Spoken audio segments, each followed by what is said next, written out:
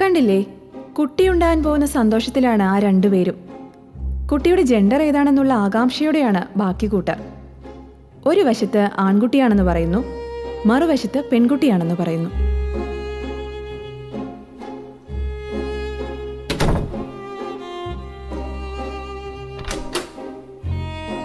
ഇവിടെയാണെങ്കിൽ മിക്ക പെണ്ണുകാണൽ ചടങ്ങുകളെ പോലെ പെണ്ണിനും ചെറുക്കനും തമ്മിൽ ചോദിച്ചറിയാനുള്ള സമയമാണ്. അല്ല, ഭാവിയിലെ ജീവിത പങ്കാളിയെ തിരഞ്ഞെടുക്കാനുള്ളതല്ലേ. അപ്പോൾ പിന്നെ എല്ലാ കാര്യങ്ങളും ചോദിച്ചറിയണ്ടേ. പക്ഷെ ഒരാളുടെ സെക്ഷുവാലിറ്റി അവിടെ തുറന്നു പറയുകയാണെങ്കിലോ? I am asexual.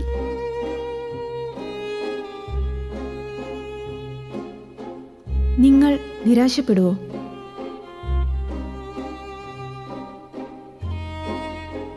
നിങ്ങൾക്ക് ജനിക്കാൻ പോകുന്ന കുട്ടി ഭാവിയിൽ ഒരു ട്രാൻസ്മൻ ആണെന്നോ ഒരു ട്രാൻസ് വിമൻ ആണെന്നോ പറഞ്ഞാൽ അപ്പോഴും നിങ്ങൾ നിരാശപ്പെടുവോ?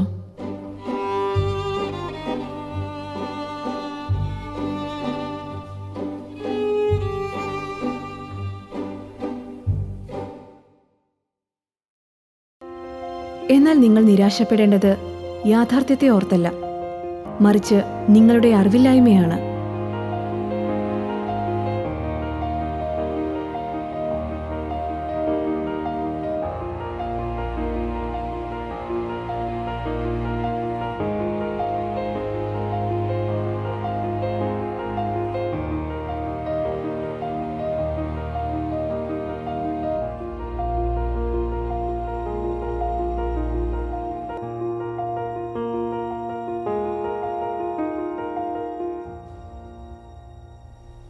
അറിയില്ല.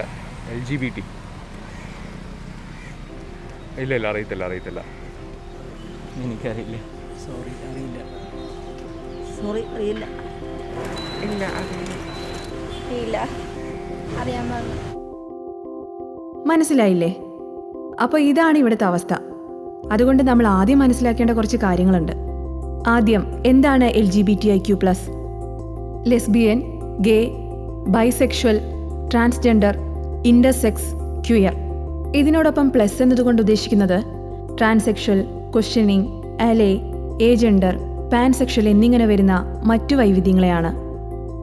ഒരു വ്യക്തിയുടെ ലൈംഗിക ലിംഗത്വത്തെ നിർണ്ണയിക്കുന്നതിന് പ്രധാനമായി 4 ഘടകങ്ങളുണ്ട്. ലിംഗസ്വത്വം. ഒരു വ്യക്തിയുടെ സ്വതബോധപ്രകാരം അദ്ദേഹം ഏത് ലിംഗത്വമായി തിരിച്ചറിയുന്നുവോ അതാണ് അദ്ദേഹത്തിന്റെ ലിംഗസ്വത്വം. ലിംഗസത്വം ഒരു വ്യക്തിയുടെ ജനനസമയത്തുള്ള ലൈംഗികതയുമായി ബന്ധപ്പെടുത്താം, അല്ലെങ്കിൽ അതിൽ നിന്ന് വ്യത്യസ്തമായിരിക്കാം. ലൈംഗിക ചൈവ്. ഒരു വ്യക്തിയുടെ ലൈംഗികാഭിമുഖ്യം ഏത് തരത്തിലുള്ളതാണെന്ന് സൂചിപ്പിക്കുന്ന പദമാണ് ലൈംഗിക ചൈവ്. അതിൽ ഭിന്നവർഗ ലൈംഗികത, ഉഭയവർഗ ലൈംഗികത, സ്വവർഗ ലൈംഗികത എന്നിങ്ങനെ ഉൾപ്പെടുന്നു. ശാരീരിക ലിംഗം. ജനന സമയത്ത് ഒരു വ്യക്തിയുടെ ലൈംഗിക അവയവത്തിന്റെയും ഹോർമോൺസിന്റെയും ക്രോമസോംസിന്റെയും അടിസ്ഥാനത്തിൽ നടത്തുന്ന ലൈംഗിക നിർണയത്തെയാണ് ശാരീരിക ലിംഗം എന്ന് പറയുന്നത്. Gender expression. ഒരു വ്യക്തിയുടെ ഭാവം, വസ്ത്രധാരണ രീതി, മറ്റുള്ളവരുമായുള്ള ഇടപെടൽ തുടങ്ങിയവ കൊണ്ട് എങ്ങനെ ഒരു വ്യക്തി അദ്ദേഹത്തിന്റെ ലിംഗത്വത്തെ പ്രകടമാക്കുന്നുവോ അതിനെയാണ് ജെൻഡർ എക്സ്പ്രഷൻ എന്ന് പറയുന്നത്. ഇനി എന്തൊക്കെയാണ് ലിംഗസ്വത്വത്തിൽ വരുന്നതെന്ന് നോക്കാം. ഇതിൽ 2 വശങ്ങളിലായി പുരുഷനും സ്ത്രീയും വരുന്നു. ഇതിനെയാണ് ബൈനറി ജെൻഡേഴ്സ് എന്ന് പറയുന്നത്.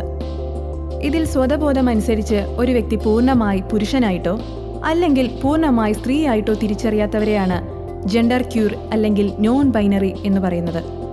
അവർക്ക് പുരുഷൻ അല്ലെങ്കിൽ സ്ത്രീ എന്ന സ്വത്വത്തിന്റെ ഇടയിൽ എവിടെ വേണമെങ്കിലും നിൽക്കാം. ജന്മമായുള്ള ശാരീരിക ലിംഗവും മാനസികമായുള്ള ലിംഗത്വവും തമ്മിൽ വളരെയധികം വ്യത്യാസം അനുഭവപ്പെടുന്നവരാണ് ട്രാൻസ്ജെൻഡർ വ്യക്തികൾ. ആണായി ജനിച്ച് പെണ്ണായി മാറി ജീവിക്കുന്ന വ്യക്തിയെ ട്രാൻസ് വിമൺ എന്നും പെണ്ണായി ജനിച്ച് ആണായി മാറി ജീവിക്കുന്ന വ്യക്തിയെ ട്രാൻസ് മാൻ എന്നും വിളിക്കുന്നു. കൂടാതെ ആൺപെൺ ദ്വന്ദ്വത്തിൽ ഒതുങ്ങാത്തവരൊക്കെ ട്രാൻസ്ജെൻഡറിന്റെ ഉപവിഭാഗങ്ങളാണ്. ആണായി ജനിച്ച് ആണായി ജീവിക്കുന്നവരെയും പെണ്ണായി ജനിച്ച് പെണ്ണായി ജീവിക്കുന്നവരെയും സിസ്ജെൻഡർ വ്യക്തികളെന്നും വിളിക്കും. അടുത്തത് ലൈംഗിക ചൈവ്. ലൈംഗിക ചൈവ് എന്ന് പറയുമ്പോൾ അതിന്റെ 2 വശങ്ങളിലായി ഭിന്നവർഗ ലൈംഗികതയും, അതായത് സ്ത്രീയും പുരുഷനും തമ്മിലുള്ള ലൈംഗിക ചൈവും, മറുവശത്ത് സുവർഗ ലൈംഗികതയും, അതായത് സ്ത്രീയും അല്ലെങ്കിൽ പുരുഷനും തമ്മിലുള്ള ലൈംഗിക ചൈവുമാണ് വരുന്നത്. ആണിന് ആണിനോട് ലൈംഗിക ചൈവും പ്രണയവും തോന്നുമ്പോൾ അവരെ ഗേ എന്നും, പെണ്ണിന് പെണ്ണിനോട് ലൈംഗിക ചൈവും പ്രണയവും തോന്നുമ്പോൾ അവരെ ലെസ്ബിയൻ എന്നും, ഒരു വ്യക്തിക്ക് ആണിനോടും പെണ്ണിനോടും ലൈംഗിക ചായ്വ് ഉണ്ടാവുകയാണെങ്കിൽ അതിനെ ഉഭയവർഗ ലൈംഗികത എന്നും പറയും. അതുപോലെ ഒരു വ്യക്തിക്ക് പുരുഷനോടും സ്ത്രീയോടും ട്രാൻസ്ജെൻഡർ വിഭാഗങ്ങളോടും ലൈംഗിക താൽപ്പര്യവും പ്രണയവും തോന്നുമ്പോൾ അതിനെ സർവ്വലൈംഗികത എന്ന് വിളിക്കുന്നു. ഇതുകൂടാതെ ലൈംഗിക ചോദനങ്ങൾ തീരെയില്ലാത്ത അവസ്ഥയെയോ അല്ലെങ്കിൽ വളരെ കുറച്ചു മാത്രമുള്ള അവസ്ഥയെയോ ആണ് നിർലൈംഗികത എന്ന് പറയുന്നത്. ഇവർക്ക് ലൈംഗിക ചോദനങ്ങൾ കുറവാണെങ്കിലും ഇവരിൽ ചിലർക്ക് പ്രണയവികാരങ്ങളുണ്ടാകാം. അടുത്തതായി ശാരീരിക ലിംഗം. ഇവിടെ ഒരു വശത്ത് സ്ത്രീലിംഗവും മറുവശത്ത് പുല്ലിംഗവുമാണുള്ളത്. ഇതിൽ ലൈംഗിക പ്രത്യുൽപാദന അവയവങ്ങൾ പൂർണ്ണമായും സ്ത്രീയുടെയോ പുരുഷന്റെയോ അല്ലെങ്കിൽ അത് രണ്ടുമല്ലാത്തതായോ അല്ലെങ്കിൽ അത് രണ്ടും ചേർന്നതോ കൂടാതെ അവർക്ക് വ്യത്യസ്തങ്ങളായ ക്രോമസോം ഉണ്ടാകുമ്പോഴുള്ള ശാരീരിക ലിംഗമാണ് മിശ്രലിംഗം എന്ന് പറയുന്നത്. അവസാനമായി വരുന്നതാണ് ജെൻഡർ എക്സ്പ്രഷൻ. ഇതിൽ ഒരു വശത്ത് സ്ത്രൈണവും മറുവശത്ത് പൗരുഷവുമാണ് വരുന്നത്. ഇതിലൊരു വ്യക്തിക്ക് സ്ത്രൈണവും പൗരുഷവും ഏത് തരത്തിലും കലർത്തി തൻ്റെ ലിംഗത്വത്തെ പ്രകടിപ്പിക്കുന്നതിനെ ആൻഡ്രോജീനസ് എന്ന് പറയുന്നു. ഡ്രാഗ് ക്വീനും ഡ്രാഗ് കിങ്ങും ജെൻഡർ എക്സ്പ്രഷന്റെ ഭാഗമായി വരുന്നതാണ്. അങ്ങനെ നേരത്തെ പറഞ്ഞ LGBTIQ+ കമ്മ്യൂണിറ്റിയെ ഒരു കൂടക്കീഴിൽ വിശേഷിപ്പിക്കുന്ന പദമാണ് ക്വിയർ. LGBTIQ+ കമ്മ്യൂണിറ്റിയിൽ ഉൾപ്പെടുന്ന ഒരു വ്യക്തി തൻ്റെ ലൈംഗിക ചായ്വിനെയോ ലിംഗസത്വത്തെയോ മറ്റൊരു വ്യക്തിയെ അറിയിക്കുന്നതിനെയാണ് വെളിപ്പെടുത്തൽ അല്ലെങ്കിൽ കമ്മിങ് ഔട്ട് എന്ന് പറയുന്നത്. അപ്പോൾ നമുക്ക് ബാക്കി കാര്യങ്ങളിലേക്ക് കടക്കാം. കേരളത്തിൻ്റെ LGBT ആക്ടിവിസത്തിൻ്റെ തുടക്കം എന്ന് നമുക്ക് കൃത്യമായിട്ട് പറയാൻ പറ്റില്ല. കാരണം ഒരുപാട് വർഷങ്ങൾക്ക് മുമ്പ് പല പല ആൾക്കാർ ഗേ ആണ് അല്ലെങ്കിൽ ലെസ്ബിയൻ ആണ് എന്നൊക്കെ ഇങ്ങനെ ഒറ്റയ്ക്ക് തുറന്നു പറഞ്ഞ് വരാൻ തുടങ്ങിയിട്ടുണ്ട്. LGBTQവിൻ്റെ ചരിത്രം പറയുകയാണെങ്കിൽ സഹയാത്രിയാണ് LGBTQവിൻ്റെ ആദ്യത്തെ പൈനിയറായിട്ട് ഒരു ആക്റ്റീവ് മൂവ്മെൻറ്റ് സ്റ്റാർട്ട് ചെയ്തത്. തൃശ്ശൂരാണത്. അതിനൊരു 13 വർഷം മുമ്പാണ് അത് സ്റ്റാർട്ട് ചെയ്തത്. ഇപ്പോൾ 8 വർഷത്തിനടുത്തായിട്ട് ക്യൂറിലെയും അതിനുശേഷം ക്യൂർദും ഇതിനു വേണ്ടി തന്നെ വർക്ക് ചെയ്യുന്നുണ്ട്. പ്രധാനമായിട്ടും ഈ 3 ആക്റ്റീവ് മൂവ്മെൻറ്റാണ് LGBTQവിന് വേണ്ടിയിട്ട് ഇപ്പോൾ കേരളത്തിൽ വർക്ക് ചെയ്യുന്നത്. സെക്ഷൻ 377 ഡീക്രിമിനലൈസ് ചെയ്ത് ഒത്തിരി മാറ്റം ഉണ്ടായിട്ടുണ്ട്. അത് 50-50 എന്ന് പറയാം. കുറേ പേര് ഇതേപ്പറ്റി എന്താണെന്ന് മനസ്സിലാക്കാൻ ശ്രമിച്ചു. എന്നാൽ കുറേ പേര് ഇത് മനസ്സിലാക്കിയിട്ട് അവർ വിശ്വസിച്ചൊരു വിശ്വാസമുണ്ട്. അതിൽ നിന്ന് മാറ്റി ചിന്തിക്കാൻ ഒരു തയ്യാറില്ല. രണ്ട് വ്യക്തികൾക്ക് പരസ്പര സമ്മതത്തോടു കൂടിയിട്ട് ലൈംഗിക ബന്ധത്തിൽ ഏർപ്പെടാം എന്നുള്ള ഒരു വിധി മാത്രം അതിൽ വന്നിരിക്കുന്നത്. ഒരു 2 മനുഷ്യരെ എടുക്കുമ്പോൾ ലൈംഗിക ബന്ധം മാത്രമല്ല ജീവിതം എന്ന് പറയുന്നത്. അതിൻ്റെ അപ്പുറമുള്ള ഒരുപാട് കാര്യങ്ങളുണ്ട്. അപ്പം അതിലേക്കൊന്നും ആ ഏരിയ അവർ സ്പർശിച്ചില്ല. 2014 ഏപ്രിൽ 15 അൽസ ജഡ്ജ്മെൻറ്റ് പുറപ്പെടുവിക്കുന്നത്. അതിൻ്റെ ബേസിൽ പറയുകയാണെന്നുണ്ടെങ്കിൽ അതിനു മുന്നേ സമൂഹം ട്രാൻസ്ജെൻഡേഴ്സിനോടുള്ള ഒരു മനോഭാവം ടോട്ടലി മാറിയില്ലെങ്കിലും എന്തൊക്കെയോ മാറ്റങ്ങൾക്കത് സഹായിച്ചിട്ടുണ്ടെന്നുള്ളത് വളരെ നഗ്നമായൊരു സത്യമാണ്. അപ്പം ജഡ്ജ്മെൻറ്റിന് ശേഷം സമൂഹത്തിലുണ്ടായ ഈ ട്രാൻസ്ജെൻഡേഴ്സിൻ്റെ ജീവിത രീതികളിൽ അല്ലെങ്കിൽ അവരെ സമൂഹം നോക്കിക്കാണുന്ന രീതികളിൽ ഒരുപാട് വ്യത്യാസങ്ങളുണ്ടായിട്ടുണ്ട്. പക്ഷേ ഈ വ്യത്യാസങ്ങളെല്ലാം നമ്മുടെ സമൂഹത്തിന് വിത്ത് റെസ്പെക്റ്റ് ടു സൊസൈറ്റിയാണ്. അതായത് ഈ ജഡ്ജ്മെൻറ്റ് എന്നതിനേക്കാൾ ഉപരി ട്രാൻസ്ജെൻഡേഴ്സിനെ സമൂഹം എങ്ങനെ നോക്കിക്കാണുന്നു അല്ലെങ്കിൽ അവരും സമൂഹത്തിൻ്റെ ഭാഗമാണെന്ന് സ്വയം മനസ്സിലാക്കുമ്പോഴാണ് ഈ ജഡ്ജ്മെൻറ്റൊക്കെ സാധൂകരിക്കപ്പെടുന്നത്. ഇപ്പോൾ LGBTIQവിൻ്റെ എഡ്യൂക്കേഷനാണ്. ഇപ്പോൾ അവരുടെ കാര്യങ്ങളാണെങ്കിലും സ്കൂൾ കോളേജിൽ പിള്ളേരിൽ നിന്ന് വേണം അത് സ്റ്റാർട്ട് ചെയ്യാൻ. കാരണം അങ്ങനെയാണെങ്കിൽ നമുക്കിനി ഒരു മാറ്റം ഉണ്ടാക്കാൻ പറ്റുള്ളൂ. അപ്പോൾ സ്കൂൾ എഡ്യൂക്കേഷനിൽ അവരുടെ ഓരോ പ്രായത്തിലും സെക്സ് എഡ്യൂക്കേഷൻ കൊടുക്കണം. ഒരു 7th 8th ആകുമ്പോൾ അവർക്ക് LGBTIQ എന്താണെന്നുള്ളത് വ്യക്തമായിട്ട് മനസ്സിലാക്കാൻ പറ്റണം. അതേപോലെ തന്നെ ഡോക്ടേഴ്സിൻ്റെ അവരുടെ MBBS സ്റ്റുഡൻസിൻ്റെ ഒക്കെ സിലബസിൽ കൃത്യമായിട്ട് ഇത് കൊടുത്തിരിക്കണം. ആദ്യം തുടങ്ങേണ്ടത് സ്കൂളിൽ നിന്ന് തന്നെയാണ്. അത് സ്കൂളിൻ്റെ പാഠഭാഗത്തിനേക്കാളും ഏറ്റവും കൂടുതൽ കൊടുക്കേണ്ട ട്രെയിനിങ് ടീച്ചേഴ്സിനാണ്. ടീച്ചേഴ്സാണ് ഒരു കുട്ടിയെ മോൾഡ് ചെയ്യുന്നത്. ഭയങ്കര ഇമ്പോർട്ടൻ്റ് ഉണ്ട് ഒരു ടീച്ചർക്ക് ആ കുട്ടിയുടെ ക്യാരക്ടറും മോൾഡ് ചെയ്യാനായിട്ട്. അപ്പോൾ നമുക്കറിയാവുന്ന ടീച്ചേഴ്സിൻ്റെ അടുത്ത് നമ്മൾ സംസാരിക്കാറുണ്ട്. ഇങ്ങനെയുള്ള കുട്ടികളുണ്ടോ, ഇങ്ങനെയുള്ള ഉണ്ടോ എന്ന് വെച്ചപ്പോൾ അവർ ഒരു ഒഴുക്കം ഭാവത്തിൽ ഇങ്ങനെ പോകുന്നത്. സപ്പോർട്ട് ചെയ്യുന്ന ടീച്ചേഴ്സും ഉണ്ട്. അപ്പോൾ എല്ലാ സ്കൂളിലും കൗൺസിലേഴ്സ് ഉണ്ട്, കൗൺസിലിംഗ് ചെയ്യുന്ന ടീച്ചേഴ്സ് ഉണ്ട്. പക്ഷേ എൻ്റെ പേഴ്സണലി എനിക്കറിയാവുന്ന ഒരു കുട്ടി എന്നോട് പറഞ്ഞത് അത് വെച്ചിട്ട് ബ്ലാക്ക് മെയിൽ ചെയ്യുന്നു, അല്ലെങ്കിൽ അത് പിന്നീട് ആൾ മറ്റ് ടീച്ചേഴ്സിൻ്റെ അടുത്ത് പറയുക, അപ്പോൾ ടീച്ചേഴ്സ് എല്ലാവരും കൂടി മോക്ക് ചെയ്യുക, അങ്ങനെയുള്ള കാര്യങ്ങളാണ് ആ കുട്ടിക്ക് അനുഭവപ്പെട്ടത്. അപ്പോൾ അത് ആദ്യം സ്റ്റോപ്പ് ചെയ്യണം. ടീച്ചേഴ്സ് ഇതിനെക്കുറിച്ചിട്ട് വ്യക്തമായി മനസ്സിലാക്കണം. ഒരു കുട്ടിയുടെ ജെൻഡർ ഐഡൻറ്റിറ്റി എന്താണ്, ആ കുട്ടി എങ്ങനെ ആ കുട്ടീനെ അതൊരു ഇഷ്യൂ അല്ല എന്നുള്ള രീതിയിൽ അവനല്ലെങ്കിൽ അവൾ ആരും എന്നാലും ആ പഠനത്തിലേക്ക് തിരിച്ചു വിടുക. എത്ര സപ്പോർട്ട് കൊടുക്കാൻ പറ്റുന്നോ അത് ടീച്ചേഴ്സിന് മാത്രമേ പറ്റുള്ളൂ. അങ്ങനെ ഒരുപാട് വ്യത്യസ്തമായിട്ടുള്ള പറഞ്ഞാൽ തീരാത്തത്ര വ്യത്യസ്തതയുള്ള ഒരു വിഭാഗമാണ് LGBTIQ കമ്മ്യൂണിറ്റി. അപ്പോൾ ഇത് നമ്മുടെ സൊസൈറ്റിയിൽ ആൾക്കാർക്ക് ഇപ്പോൾ ട്രാൻസ്ജെൻഡേഴ്സാണ് ഏറ്റവും കൂടുതൽ വിസിബിളായിട്ട് വന്നിട്ടുള്ളത്. അപ്പോൾ മറ്റു വിഭാഗം ആൾക്കാരെ കുറിച്ച് പറയുമ്പോൾ അവർ ഉടനെ പറയുന്നത് ട്രാൻസ്ജെൻഡർ അല്ലേ. അപ്പോൾ അതവർക്ക് അറിവില്ലായ്മ കൊണ്ട് പറയുന്നതാണ്. തീർച്ചയായിട്ടും ട്രാൻസ്ജെൻഡേഴ്സ് വ്യക്തികൾക്ക് തൊഴിലവസരങ്ങൾ നിഷേധിക്കപ്പെടുന്നുണ്ട്. മെജോറിറ്റി, അതായത് സമൂഹം കൽപ്പിച്ചിരിക്കുന്നത് ട്രാൻസ്ജെൻഡേഴ്സ് എന്ന് പറഞ്ഞ മെജോറിറ്റി ആളുകളും സെക്സ് വർക്കേഴ്സാണെന്നാണ്. അതിന് കാരണം എന്താണെന്ന് വെച്ചിട്ടുണ്ടെങ്കിൽ തൊഴിലവസരങ്ങൾ നിഷേധിക്കപ്പെടുന്നത് കൊണ്ടാണ് ജനിച്ചു പോയാൽ ജീവിക്കണമെന്ന ആ ഒരു പോളിസി നിലനിർത്തിക്കൊണ്ട് അവർക്ക് വേറെ ഓപ്ഷൻസ് ഒന്നും ഇല്ലാതാകുമ്പോഴാണ് സെക്സ് വർക്കിന് വേണ്ടി ഇറങ്ങുന്നത്. ജീവിക്കാൻ വേണ്ടി മാത്രമാണ്. മാനസികമായിട്ട് എനിക്ക് തോന്നുന്നില്ല ആർക്കും അങ്ങനെ ഒരു താല്പര്യം ഉണ്ടാകും എന്നുള്ളത്.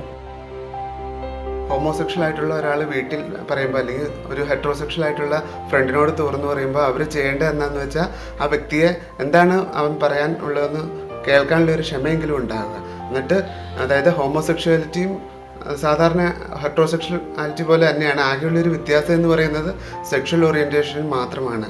അതുപോലെ തന്നെ ഇത് തുറന്നു പറയുമ്പോൾ ഇതുപോലെ LGBT സപ്പോർട്ട് ഗ്രൂപ്പുകളെ അവരായിട്ട് പരിചയപ്പെടുത്താൻ നോക്കുക, അല്ലെങ്കിൽ ഇതുപോലെ LGBT ഫ്രണ്ട്ലി ആയിട്ടുള്ള ഒത്തിരി ഡോക്ടേഴ്സ് ഉണ്ട് ഇന്നത്തെ കാലത്ത്. അപ്പം അങ്ങനെയുള്ള ഡോക്ടേഴ്സിൻ്റെ ഒക്കെ എടുത്ത് കൊണ്ടുപോവുക. ഇന്ത്യൻ സൈക്യാട്രിക് സൊസൈറ്റിയുടെ പൊസിഷൻ സ്റ്റേറ്റ്മെൻറ്റിൽ ഈ വസ്തുത അടിവരയിട്ട് പറയുന്നുണ്ട്. ഇതൊരു രതിയിലെ സ്വാഭാവിക വ്യതിയാനം മാത്രമാണ്, രോഗമല്ല. അതുകൊണ്ട് തന്നെ പൊസിഷൻ സ്റ്റേറ്റ്മെൻറ്റിൽ വളരെ കൃത്യമായിട്ട് ഹോമോസെക്ഷുവാലിറ്റിയെ അല്ലെങ്കിൽ സ്വവർഗരതിയെ മാറ്റി മറ്റൊരു രീതിയിലേക്ക് ആക്കുക എന്നുള്ള ലക്ഷ്യത്തോടെ നടത്തുന്ന ഏത് ചികിത്സയും അതിനെ കൺവേർഷൻ തെറാപ്പി എന്നുള്ള പേരിലാണ് അറിയപ്പെടുന്നത്. ആ പേരിൽ പോലും ഒരു സാങ്കേതികത്വം ഇല്ല. അതേതും നൈതികമല്ല, ശാസ്ത്രീയമല്ല. ആ തരത്തിലുള്ളൊരു ചികിത്സ ചെയ്യുന്നത് ശരിയുമല്ല എന്നുള്ളത് ഇന്ത്യൻ സൈക്യാട്രിക് സൊസൈറ്റിയുടെ പൊസിഷൻ സ്റ്റേറ്റ്മെൻറ്റിൽ വ്യക്തമായി പറയുന്നുണ്ട്. ഇന്നലെ ഞാൻ ഒരു കൗൺസിലറായിട്ട് സംസാരിച്ചു, ഒരു എലിസബത്ത് എന്ന് പറഞ്ഞിട്ട്. അവർ ഇപ്പോഴും ആ ഒരു ഇതിൽ തന്നെ നിൽക്കുവാണ്. നമ്മൾ സംസാരിക്കുമ്പോൾ അവർ പറയുന്നത് ഇത് ക്യൂറബിളാണ്, നിങ്ങൾ ആണിൻ്റെയും പെണ്ണിൻ്റെയും ക്യാരക്ടർ ഒരുമിച്ച് വരുന്നതുകൊണ്ടാണ്, അത് നമുക്ക് മെഡിസിൻ എടുത്ത് മാറ്റാം എന്നുള്ള പറയുന്ന പ്രൊഫഷണൽസ് എന്ന് പറയുന്ന ആളുകൾ പോലും ഇങ്ങനത്തെ ആറ്റിറ്റ്യൂഡുകൾ കീപ്പ് ചെയ്യുന്ന നാടാണിത്. ഇവർ അത് തിരുത്തി കുറിക്കുന്നത് അല്ലെങ്കിൽ അതിനു വേണ്ടിയിട്ട് അനുവർത്തിക്കുന്ന ചില ചിട്ടകൾ, ഒന്ന് അവരോട് കാര്യങ്ങൾ പറഞ്ഞ് അവരുടെ മനസ്സിലുള്ള സങ്കല്പം അടിച്ചേൽപ്പിക്കുക എന്നുള്ളതാണ്. ഒരു തരം ബ്രെയിൻ വാഷിങ്ങിന് വേണ്ടിയിട്ടുള്ള ടോക്ക് തെറപ്പീസ്, സൈക്കോ തെറപ്പീസ്. മറ്റൊന്ന്, ഈ ചിന്ത ഉള്ളിൽ വരുത്തുമ്പോൾ അതിനോടുള്ള ആ ഒരു ആഭിമുഖ്യം കുറയാൻ വേണ്ടിയിട്ട് അപ്രിയമായിട്ടുള്ളൊരു സ്റ്റിമുലസ് നൽകുക എന്നുള്ളതാണ്. അതൊരു പക്ഷേ ഷോക്കായിരിക്കാം, ഒരു കറണ്ട്, പെട്ടെന്നൊരു വേദന ഉണ്ടാക്കുന്ന എന്തെങ്കിലും ഒരു സ്റ്റിമുലസ്. എനിക്ക് അതേ ലിംഗത്തിനോടൊരു ആകർഷണം തോന്നുന്നു എന്നുള്ളൊരു ചിന്ത വരുന്ന രീതിയിലുള്ള ചില ചിത്രങ്ങൾ പ്രദർശിപ്പിച്ചിട്ട് ആ സമയത്ത് അതിനോടൊരു അവേർഷൻ ഉണ്ടാക്കുക, വിരക്തി ഉണ്ടാക്കാൻ വേണ്ടിയിട്ട് ആ ഘട്ടത്തിൽ പെട്ടെന്നൊരു കറണ്ട് കൊടുക്കുക. അതുമല്ലെങ്കിൽ ആ സമയത്ത് പെട്ടെന്നൊരു ഛർദിലുണ്ടാക്കുന്ന ഏതെങ്കിലും തരത്തിലുള്ള പദാർത്ഥം കൊടുക്കുക. അപ്പം നമ്മുടെ മനസ്സിലുള്ള ഒരു ചിന്തയെ അപ്രിയമായിട്ടുള്ളൊരു സ്റ്റിമുലസ് ഏൽപ്പിച്ചു കഴിഞ്ഞാൽ അത് മാറും എന്നുള്ള ഒരു മണ്ടൻ വിചാരത്തിൻ്റെ പുറത്താണ് കൺവേർഷൻ തെറപ്പി വരുന്നത്. മെജോറിറ്റി ട്രാൻസ്ജെൻഡേഴ്സും ഫേസ് ചെയ്യുന്ന ഒരു ഇഷ്യൂ തന്നെയാണത്. ചോദ്യങ്ങൾ എന്ന് പറയുന്നത് ഓരോ പേഴ്സണും എനിക്ക് അനുഭവപ്പെട്ടിട്ടുള്ള ചോദ്യമായിരിക്കില്ല വേറൊരു ട്രാൻസ്ജെൻഡറിന് അനുഭവപ്പെട്ടിരിക്കുന്നത്. പലവർക്കും ഒരു തെറ്റിദ്ധാരണയാണ്, ഇതൊരു മെൻ്റൽ ഡിസോർഡർ ആണെന്ന് വരെ ചിന്തിക്കുന്ന ഒരു സമൂഹത്തിൻ്റെ നടുക്കാണ് ഓരോ ട്രാൻസ്ജെൻഡേഴ്സും ജീവിച്ചു പോകുന്നത്. ഇതൊരു മെൻ്റൽ ഡിസോർഡർ അല്ല എന്നാണ് ആദ്യം സമൂഹം മനസ്സിലാക്കേണ്ടത്. പിന്നെ ചോദ്യങ്ങൾ എന്ന് പറയുന്നത് പലപ്പോഴും ചിന്തിക്കുന്നുണ്ട്, എന്തിനാ നീ ആണായിട്ടല്ലേ ജനിച്ചത്, നിനക്ക് ആണായിട്ട് തന്നെ ജീവിച്ചൂടെ എന്ന്. ഈ ജീവിക്കാനുതകുന്ന ഫാക്ടേഴ്സ് അത് നമ്മുടെ ശരീരം നിയന്ത്രിക്കുന്നതും മനസ്സ് നിയന്ത്രിക്കുന്ന 2 ഫാക്ടേഴ്സുണ്ട്. ഇതിനകത്ത് ഞാൻ മനസ്സിലാക്കി, അല്ലെങ്കിൽ എൻ്റെ അനുഭവങ്ങൾ എന്ന് വെച്ചാൽ മനസ്സാണ് നമ്മുടെ സകലതിൻ്റെ ആധാരം. ശരീരത്തിലെ ഓരോ അവയവങ്ങൾ എന്ന് പറഞ്ഞാൽ ഈവൻ നമ്മളുടെ ഒരു സ്വെറ്റിംഗ് പോലും നമുക്ക് ശരീരത്തിൽ സംഭവിക്കും. ഓരോ ബയോളജിക്കൽ മൂവ്മെൻറ്റ്സും ശരീരത്തിൽ നടക്കുന്നത് നമ്മുടെ മനസ്സിനനുസരിച്ചാണ്. അപ്പോൾ ഇതിനെല്ലാത്തിനെയും ഏകോപിപ്പിക്കുന്ന മനസ്സ് വേറൊരു രീതിയിൽ സഞ്ചരിക്കുമ്പോൾ ശരീരം എങ്ങനെ അതിനനുസരിച്ച് സഞ്ചരിക്കാതിരിക്കുന്ന ഒരവസ്ഥ, ആ ഒരു വിരോധാഭാസം, മനസ്സും ശരീരം വ്യത്യസ്ത ദിശകളിൽ സഞ്ചരിക്കുന്ന വിരോധാഭാസം, അതൊരു നിമിഷം പോലും ചിന്തിച്ചിരുന്നെങ്കിൽ, അല്ലെങ്കിൽ അതിനെക്കുറിച്ച് ഒരു നിമിഷമെങ്കിലും ചിന്തിച്ചിരുന്നെങ്കിൽ ഇത്തരത്തിലുള്ള ചോദ്യങ്ങൾക്ക് അവിടെ യാതൊരു പ്രസക്തിയുമില്ല, ചോദിക്കുകയുമില്ല എന്നാണ് എനിക്ക് തോന്നിയിട്ടുള്ളത്. ആദ്യം തന്നെ ഇതൊരു മനോരോഗമാണെന്ന് പറയുന്നത് തന്നെ നിർത്തുക. അതൊരു മാനസികമായ അവസ്ഥയാണ്. കല്യാണം കഴിച്ചാൽ ശരിയാവും, കുറേയും കൂടി ഇതായിട്ട് പറഞ്ഞാൽ നീയൊക്കെ ഒരു ആണിൻ്റെ ഇതറിയാത്തത് കൊണ്ടാണ്, അതുകൊണ്ട് ശരിയാവും. പിന്നെ എന്താണ് സോക്കോൾഡ് കുണ്ടൻ, കോഴിക്കോട്, ഉസ്താദ്, അതൊന്നും ശരിക്കും ഇതിനെക്കുറിച്ചൊന്നും മനസ്സിലാക്കാതെ വായി തോന്നിയത് കുറേ ഫേസ്ബുക്കിൽ എവിടെയോ നിന്ന്, ഏതോ ഇരുട്ടത്ത് നിന്ന്, അല്ലെങ്കിൽ ഫേസ് പോലും കാണിക്കാതെ വിളിച്ചു പറയുന്ന, അതിനോടൊന്നും നമുക്ക് റെസ്പോണ്ട് ചെയ്യേണ്ട ആവശ്യമില്ല.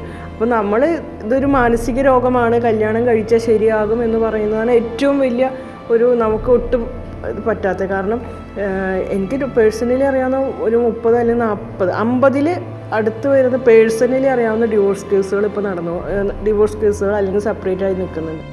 നിങ്ങളെങ്ങനെയാണ് സെക്സ് ചെയ്യുന്നത് എന്ന് ചോദിക്കാറുണ്ട്. ഞങ്ങൾ ഒരു ഹെട്രോസെക്ഷൽ ആൾക്കാരോട് പോയിട്ട് നിങ്ങളെങ്ങനെ സെക്സ് ചെയ്യുന്നതെന്ന് ചോദിക്കാറില്ല. പക്ഷേ ഹെട്രോസെക്ഷൽ ആൾക്കാർ നമ്മളോട് വന്നിട്ട് നിങ്ങളെങ്ങനെയാണ് സെക്സ് ചെയ്യുന്നത്. 2 വ്യക്തികൾക്ക് തമ്മിൽ സെക്സ് ചെയ്യാൻ അത് വേറൊരു വ്യക്തിക്ക് ഒരിക്കലും ചോദിക്കാൻ പാടില്ല എങ്ങനെ ചെയ്യാന്നുള്ളത്. എന്തൊക്കെ ചെയ്യാൻ പറ്റുമോ അതൊക്കെ 2 വ്യക്തികൾക്ക് നമ്മൾ ചെയ്യാവുന്നേ ഉള്ളൂ. അതിപ്പോൾ ആണും പെണ്ണായാലും, ആണും ആണായാലും, പെണ്ണും പെണ്ണായാലും, അവരുടെ 2 ശരീരത്തിൽ അവർക്ക് എന്തൊക്കെ ചെയ്യാൻ പറ്റുമോ അതൊക്കെ അവർക്ക് ചെയ്യാം. അപ്പോൾ അങ്ങനെ ഒരു ചോദ്യം ഒരിക്കലും ഒരു കപ്പിളിൻ്റെ അടുത്ത് പോയിട്ട് ചോദിക്കാൻ പാടുള്ളതല്ല. നമ്മൾ കേൾക്കാനത് ആഗ്രഹിക്കുന്നില്ല. സത്യത്തിൽ ഗവൺമെൻറ് അങ്ങനെ ഒരു സ്ത്രീ സംരക്ഷണമൊക്കെ പറയുന്നുണ്ടെങ്കിൽ ഒരു അഡ്വർടൈസ്മെൻറ്റോ അല്ലെങ്കിൽ ഒരു ആളുകളിലേക്ക് എത്താവുന്ന രീതിയിലുള്ളൊരു ഇത് ചെയ്യുന്നില്ല. ഇപ്പോൾ ട്രാൻസ്ജെൻഡേഴ്സിന് വേണ്ടി ഇത്ര തുക മാറ്റി വയ്ക്കുന്നു എന്ന് പറയുന്നതല്ലാതെ അതൊക്കെ ട്രാൻസ്ജെൻഡേഴ്സിലേക്ക് റൈറ്റായിട്ട് എത്തുന്നുണ്ടോ എന്നൊന്നും നമുക്ക് അറിയില്ല. കുറേ അങ്ങനെ ചെയ്യാൻ ഇപ്പോൾ കമ്പയർഡ് ടു ഒരു പ്രീവിയസ് ഗവൺമെൻറ്റിങ് ആ ഒരു ഗവേണിങ് സിസ്റ്റം വെച്ച് നോക്കുമ്പോൾ ഭയങ്കര ഇമ്പ്രൂവ്മെൻ്റ് ഉണ്ട്, ഇല്ലാന്ന് നമ്മൾ ഒരിക്കലും പറയുന്നില്ല. ഇപ്പോൾ ശൈലജ ടീച്ചർ പോലെ അല്ലെങ്കിൽ അങ്ങനെയുള്ളവർ അത് നമ്മൾ അക്സെപ്റ്റ് ചെയ്യുന്നുണ്ട്. പക്ഷേ അതിൻ്റെ അകത്ത് ട്രാൻസ്ജെൻഡേഴ്സിനെയാണ് ഗവൺമെൻറ് കൂടുതലും ഒരു ഫോക്കസിങ് വരുന്നത്. സിനിമ പോലത്തെ ഇതിൽ മീഡിയയിലും സ്വർഗ പ്രണയം വളരെ കുറച്ചാണ് കാണിക്കുന്നത്. 1-2 ഫിലിമിൽ മാത്രമാണ് കേരളത്തിൽ സ്വർഗ പ്രണയം കാണിച്ചിട്ടുള്ള സിനിമകൾ. അപ്പോൾ മീഡിയയ്ക്കും ആൾക്കാരെ ഇൻഫ്ലുവൻസ് ചെയ്യാനുള്ള, പ്രത്യേകിച്ച് സിനിമ പോലത്തെ ഇതിന് ഒത്തിരി കഴിവുണ്ട്. ആൾക്കാരിലേക്ക് പെട്ടെന്ന് ഇറങ്ങിച്ചെല്ലാൻ പറ്റുന്നതാണ് സിനിമ പോലത്തെ ഇത്. അപ്പോൾ സിനിമകളിൽ കൂടുതൽ സ്വർഗ പ്രണയം കാണിക്കണം. അങ്ങനെ കാണിക്കുമ്പോൾ സമൂഹത്തിലോട്ട് ഇതെത്തും. രതി മാത്രമല്ല, ഇത് പ്രണയവും ഫാമിലിയും എല്ലാം അടങ്ങുന്നതാണ് സ്വർഗാനുരാഗികൾ എന്ന് നമ്മുടെ പബ്ലിക് അറിയും. തൃശ്ശൂരാണ് ഇത് തുടങ്ങുന്നത്, പ്രൈഡ് മാർച്ചുകളൊക്കെ തുടങ്ങുന്നത് ഒരുപാട് വർഷങ്ങൾക്ക് മുന്നേ. അപ്പോൾ ഞാൻ പറഞ്ഞു കേട്ടെടുത്തിട്ടുണ്ട്, ഈ ഇടയ്ക്ക് സാഹിത്യ അക്കാദമി പോയപ്പോൾ സംസാരിച്ച് മുഖംമൂടിയെല്ലാം വെച്ച് മാസ്ക്, ഇപ്പോൾ നമ്മൾ മാസ്ക് ഉപയോഗിക്കുന്നതിൽ അന്ന് മാസ്കൊക്കെ വെച്ച് ഒളിച്ചൊക്കെയാണ് ഓരോരുത്തർ പ്രൈഡ് മാർച്ചിലേക്ക് വന്നത്. കേരളത്തിലെ ആദ്യത്തെ ക്യൂർ പ്രൈഡ് അത് കുറച്ച് പേര് മാത്രമായിട്ടാണ് അന്ന് നടത്തിയത്. പിന്നീട് പ്രൈഡ് ഓരോ വർഷങ്ങൾ കഴിയുന്തോറും അതിലെ ആൾക്കാരുടെ എണ്ണം കൂടി. അത് ഒരുപാട് ആൾക്കാർക്ക് അറിയാൻ തുടങ്ങി. ഇതിനെക്കുറിച്ച് ABCD പോലും അറിയാത്ത, ക്യൂർ എന്താണെന്നുള്ളത് പോലും അറിയാത്ത ആൾക്കാർക്ക് ഇതിനെക്കുറിച്ച് അറിയാനുള്ള ഒരു അവസരം ഉണ്ടായി. ആ ദിവസങ്ങളിൽ ന്യൂസിലാണെങ്കിലും പേപ്പറിലാണെങ്കിലും ഒക്കെ ഇതിനെക്കുറിച്ച് വരാൻ തുടങ്ങി. മാത്രമല്ല ക്യൂറായിട്ടുള്ള വ്യക്തികൾക്ക് ഇത് നടക്കുമ്പോൾ അതിലേക്ക് അവർക്ക് വരാനും അവിടെ അവർ വന്ന് പങ്കെടുക്കുമ്പോൾ മറ്റു ക്യൂർ വ്യക്തികളെ കാണാനും സംസാരിക്കാനും അവർക്കും അവരുടെ ഐഡൻറ്റിറ്റി ശരിക്കും റിയലൈസ് ചെയ്യാനും അത് തുറന്നു പറയാനും ഒക്കെയുള്ള ഒരു പ്രചോദനം ക്യൂർ പ്രൈഡിലൂടെ ഉണ്ടായിട്ടുണ്ട്. നേരത്തെ ട്രാൻസ്ജെൻഡേഴ്സിന് നേരെയുള്ള സമൂഹത്തിൻ്റെ മനോഭാവം ഒരുപാട് വ്യത്യാസം വന്നിട്ടുണ്ട്. അതുകൊണ്ട് തന്നെയാണ് ഇന്ന് ട്രാൻസ്ജെൻഡേഴ്സ് എത്തിപ്പിടിക്കാത്ത മേഖലകളില്ല. ഡോക്ടേഴ്സ് ഉണ്ട്, എൻജിനീയേഴ്സ് ഉണ്ട്, അഡ്വക്കേറ്റ്സ് ഉണ്ട്, ജഡ്ജ് വരെയുണ്ട്. അപ്പം അങ്ങനെ സമൂഹത്തിൻ്റെ മുഖ്യധാരയിലേക്ക് ഉയർന്നുകൊണ്ടിരിക്കുന്നൊരു വിഭാഗമായി മാറിക്കൊണ്ടിരിക്കുകയാണ് ട്രാൻസ്ജെൻഡേഴ്സ്. ഇതിനകത്ത് നിഷേധിക്കപ്പെട്ട വിദ്യാഭ്യാസം അല്ലെങ്കിൽ വിദ്യാഭ്യാസ സമയത്ത് അവർക്ക് നേരിടുന്ന അവഹേളനങ്ങൾ, അപമാനങ്ങൾ, ഇത് സമൂഹം വളരെ സീരിയസ് ആയിട്ട് കാണുകയാണെങ്കിൽ, അതുകൊണ്ട് തന്നെയാണ് അവർ മുഖ്യധാരയിൽ നിന്ന് മാറ്റപ്പെടുന്ന മനസ്സിലാക്കുകയാണെങ്കിൽ അവരും ഈ സമൂഹത്തിൻ്റെ ഭാഗമായി തീരാൻ അധികം സമയം വേണ്ട. ഞങ്ങൾക്ക് ഓരോരുത്തർക്കും നിങ്ങളുടെ കൂടെ നിൽക്കാനും നിങ്ങളുടെ കൂടെ ജീവിക്കാനും നിങ്ങളെപ്പോലെ ചിന്തിക്കാനും നിങ്ങളെപ്പോലെ പ്രവർത്തിക്കാനും ഉള്ള സ്വാതന്ത്ര്യമുണ്ടെന്ന് സ്വയം മനസ്സിലാക്കി ഓരോ ട്രാൻസ്ജെൻഡേഴ്സും മുന്നിലോട്ട് വരികയും അവർക്ക് ഈ സമൂഹത്തിൽ ജീവിക്കാനുള്ള അവകാശങ്ങളുടെ പിന്തുണയായി ഈ സമൂഹം തന്നെ കൽപ്പിക്കുന്ന ചില സ്ഥാനമാനങ്ങൾ അവരുടെ ജീവിതത്തിന് ഒരു വിലയും നിലയും കൊടുക്കുന്ന ഒന്നായിരിക്കുമെന്ന് എനിക്ക് തോന്നുന്നുണ്ട്. ഇതെല്ലാം ഒരു സ്വപ്നമല്ല എന്ന് വരുത്തി തീർക്കേണ്ട ഉത്തരവാദിത്വവും ഈ സമൂഹത്തിന് തന്നെയാണ്. ഈ സമൂഹത്തിൻ്റെ പൂർണ്ണ പിന്തുണയുണ്ടെങ്കിൽ തൻ്റേടല്ലാത്ത കാരണങ്ങളാൽ സമൂഹത്തിൽ നിന്ന് മാറ്റി നിൽക്കപ്പെടുന്ന ഓരോ ട്രാൻസ്ജെൻഡേഴ്സും സമൂഹത്തിൻ്റെ മുഖ്യധാരയിലേക്ക് ഉയർത്തപ്പെടുകയും അവരുടേതായ സ്ഥാനങ്ങളിൽ തിളങ്ങുവാൻ സാധിക്കുമെന്നുമാണ് എൻ്റെ സങ്കല്പം. എനിക്ക് ഉറപ്പുണ്ട് എങ്ങനെയൊക്കെ പോയാലും ഫൈനൽ ജഡ്ജ്മെൻറ്റ് ഞങ്ങൾക്ക് ഫേവറായിട്ട് വരും. കാരണം ഞങ്ങളുടെ ഭാഗത്താണ് സത്യം എന്നുള്ളതുകൊണ്ട് അവസാന ജഡ്ജ്മെൻറ്റ് വരുന്നത് ഞങ്ങൾക്ക് പോസിറ്റീവായിട്ട് തന്നെയായിരിക്കും. അപ്പോൾ അങ്ങനെ മാരേജും ലീഗലൈസ് ചെയ്ത് വരും. അതിനുശേഷം അഡോപ്ഷനും റൈറ്റ്സും കിട്ടും. അങ്ങനെ സ്വർഗാനുരാഗികളായിട്ടുള്ള ആളുകൾക്ക് ഈക്വൽ റൈറ്റ്സ്, ഹെറ്ററോസെക്ഷൽ ആൾക്കാർ അനുഭവിക്കുന്ന ഈക്വൽ റൈറ്റ്സ് കിട്ടുന്ന ഒരു ഇന്ത്യയാണ് ഞാനിപ്പോൾ മനസ്സിലിങ്ങനെ സ്വപ്നം കണ്ടിരിക്കുന്നത്. അതിപ്പോൾ വർഷങ്ങൾ കഴിഞ്ഞിട്ടാണ് വിധി വരുന്നത് എന്നുള്ളതുകൊണ്ട് ഇപ്പോൾ ഇവിടുന്ന് ഇനിയിപ്പോൾ കുറേ വർഷങ്ങൾ കഴിഞ്ഞിട്ടാണെങ്കിൽ ഞങ്ങളുടെയൊക്കെ പ്രായം ഇങ്ങനെ കടന്ന് പോകും. അപ്പോൾ ഞങ്ങൾക്ക് ഇതൊക്കെ എൻജോയ് ചെയ്യാൻ പറ്റുമെന്ന് ഉറപ്പില്ല. പക്ഷെ ഞങ്ങളുടെ പിൻഗാമികളായിട്ട് വരുന്ന ആളുകൾക്ക് അവർക്കെങ്കിലും എല്ലാ റൈറ്റ്സും കിട്ടിയിട്ട് വളരെ സന്തോഷത്തോടെ ജീവിക്കാൻ പറ്റുന്ന ഒരു സാഹചര്യം ഉണ്ടാക്കണം. കഴിഞ്ഞ കാലഘട്ടങ്ങൾ വെച്ച് നോക്കുമ്പോൾ ഒരുപാട് വ്യത്യാസങ്ങൾ വരുന്നുണ്ട്. ഇപ്പോൾ എത്രയോ പേര് ഇതിനു വേണ്ടി ഫൈറ്റ് ചെയ്തിട്ടൊക്കെ ഒന്നും ആവാതെ മരിച്ചു പോയവരുണ്ടാവും. അത് വെച്ച് നോക്കുമ്പോൾ നമ്മൾ ലക്കിയാണ്. കാരണം ഇങ്ങനെ ഒരു നിയമപരിരക്ഷ കിട്ടുന്ന ഒരു കാലഘട്ടത്തിൽ ജീവിക്കാൻ പറ്റി എന്നുള്ളത്. ഒട്ടും നിയമപരിരക്ഷ ഉണ്ടായിരുന്നില്ല. നമ്മളൊരു ഇഷ്യൂസ് വന്ന് പോലീസിനടുത്തൊക്കെ ചെല്ലുമ്പോഴും ഇപ്പോഴും ഉണ്ട്. പക്ഷെ പോലീസുകാർക്കൊന്നും ചെയ്യാൻ പറ്റുന്നില്ല. കാരണം ഇങ്ങനെ ഒരു റൈറ്റ് നമുക്കുള്ളതുകൊണ്ട്. പിന്നെ ഇപ്പോൾ നമ്മളെ നൂറ്റാണ്ടുകളായിട്ട് എന്ത് ചരിത്രം എടുത്താലും അവകാശങ്ങൾ നമുക്ക് തന്നതല്ല, നമ്മൾ നേടിയെടുത്തതാണ്. ഇപ്പോൾ ക്ഷേത്ര പ്രവേശന വിളംബരമൊക്കെ നേടിയെടുത്തതാണ്. അല്ലാണ്ട് ഒരു സുപ്രഭാതത്തിൽ രാജാവിന് തോന്നി നിങ്ങൾക്ക് എല്ലാവരും ക്ഷേത്രത്തിൽ കയറാമെന്നൊന്നുമല്ലോ. വർഷങ്ങളായിട്ടുള്ള സമരത്തിൻ്റെ പുറത്ത് നേടിയെടുത്ത അതേപോലെ തന്നെ ഇതും നേടിയെടുക്കും. ഇപ്പം നമ്മളുടെ ഒരു കാലഘട്ടം കഴിഞ്ഞാൽ ഇതിൻ്റെയൊക്കെ ഫോളോവേഴ്സ് പുറകെ വരുന്നുണ്ട്. അവരാണെങ്കിൽ ഇതിനെക്കുറിച്ചിട്ട് സംസാരിക്കും. നമുക്ക് കോടതിയിൽ തന്നെയാണ് നമുക്കിപ്പോഴും വിശ്വാസം. അപ്പോൾ നമുക്കുള്ള റൈറ്റുകൾ നമ്മുടെ അവകാശമാണ്, അത് നമ്മൾ നേടിയെടുക്കുക തന്നെയായിരിക്കും. ഇനിയും അവർ പോരാട്ടം, ഞങ്ങൾ ഓരോരുത്തരും ഉൾപ്പെടുന്ന ഈ സമൂഹം അതിനുവേണ്ടിയുള്ള പോരാട്ടം തുടരുകയും എല്ലാ മനുഷ്യരെ പോലും ഈ സമൂഹത്തിൽ ജീവിക്കാനുള്ള സ്വാതന്ത്ര്യം ആർജിക്കുക തന്നെ ചെയ്യും.